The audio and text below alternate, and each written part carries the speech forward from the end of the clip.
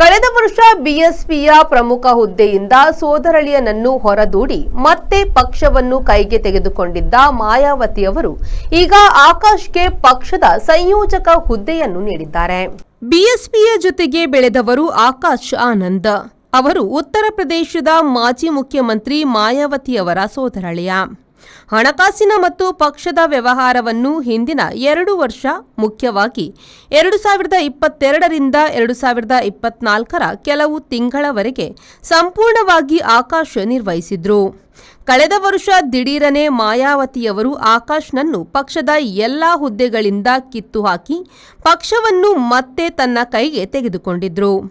ಈಗ ದಿಲ್ಲಿಯಲ್ಲಿ ಮಾಯಾವತಿಯವರ ಬಳಿಕದ 2ನೆಯ ಸ್ಥಾನವನ್ನು ಆಕಾಶ್ಗೆ ವಹಿಸಿ ರಾಷ್ಟ್ರೀಯ ಸಂಯೋಜಕ ಹುದ್ದೆಯನ್ನು ಸೃಷ್ಟಿಸಿದ್ದಾರೆ.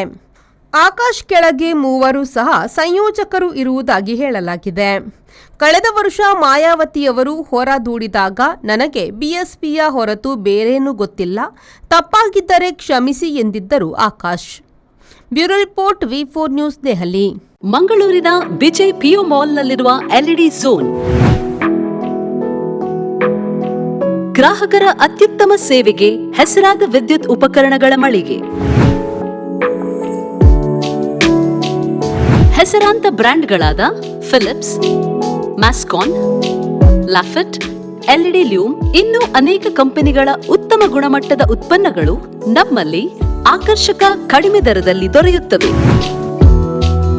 ಆಕರ್ಷಕ ಅಲಂಕಾರಿಕ ತೂಗುದೀಪಗಳು, LED chandeliers, wall lights, LED mirrors, water heaters, BLDC fans, ಇದರೊಂದಿಗೆ Crompton, Atomberg, Orient fans, AO Smith purifier ಸ್ಪರ್ಧಾತ್ಮಕ ಬೆಲೆಯಲ್ಲಿ ದೊರೆಯುತ್ತವೆ. ನುರಿತ ತಜ್ಞರಿಂದ ಸರ್ವಿಸ್ ಕೂಡ ಲಭ್ಯವಿರುತ್ತದೆ. ಹೆಚ್ಚಿನ ಮಾಹಿತಿಗಾಗಿ ನಮ್ಮ ಶೋರೂಮ್ ಎಲ್ಇಡಿ ಝೋನ್ ಅನ್ನು ಸಂಪರ್ಕಿಸಿ.